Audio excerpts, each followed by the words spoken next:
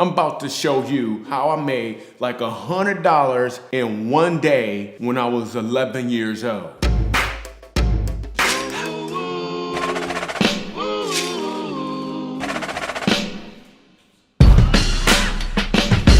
growing up in Grand Rapids, Michigan, it's kind of cold outside during the winter. And by the way, growing up, we didn't have a lot of money. We had no money. I was actually being sponsored by a family from Haiti.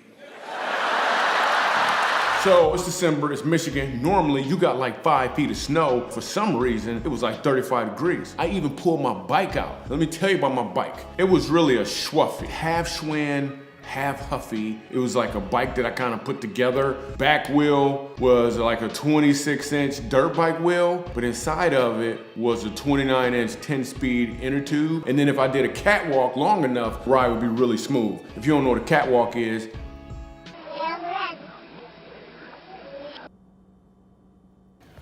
that's a catwalk right there.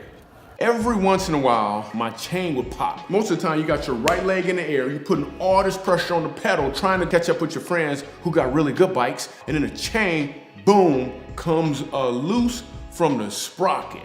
But you don't have enough time to react. Both of your feet hit the ground, and you lucky if you got a boy's bike, because now you got that bar to catch you. In retrospect, I'm just amazed that I got kids right now.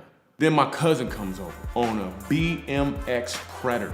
Completely chrome. It had snake belly tires on it that were red.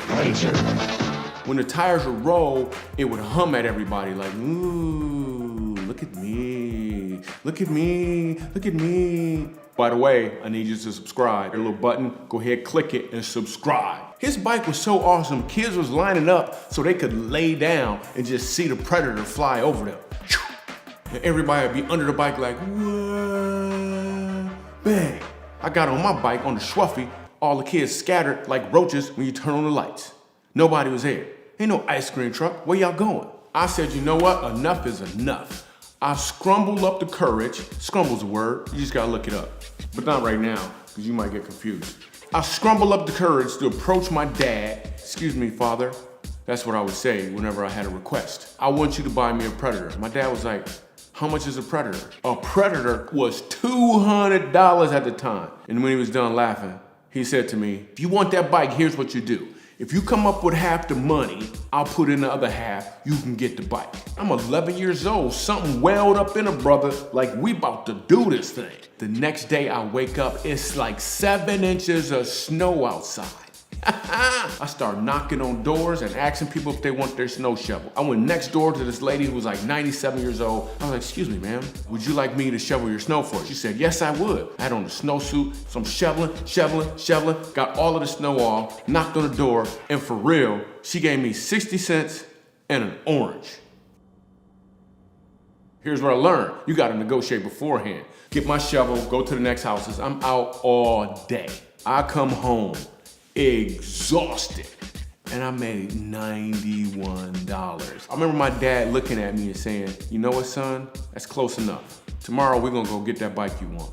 And the first thing I thought and said to my dad was, I ain't spending all this money on no bike. I worked too hard for this money. My dad looked at me and he was like, exactly. I took like $20 of that exact money and I put it on my Schwuffy. I got a brand new inner tube, I fixed some brakes on the back of that thing, and the bike was so much better. In fact, Devin challenged me to a race. The whole neighborhood was there. We raced around the block. Guess what happened? Yeah, that dude smoked me like it didn't make sense. He literally ran circles around me. My chain popped like 2 times. It was really bad. And I understood from that point on, the more work I put into what I already had, the more valuable it became. So here's what I want you to run with. What do you have already around you that if you put more work into it, it will become more valuable? And I'm not just talking about things, I'm specifically talking about relationships. If you spend all your time on social media, flipping through Instagram and Facebook and whatnot, what you're really doing is you're looking at somebody else's grass, noticing how green it is. And in doing so, you're not watering your own grass. A bird in the bush is better than 2 hands. You know what I'm talking about. We got one life to live. We got one shot to win.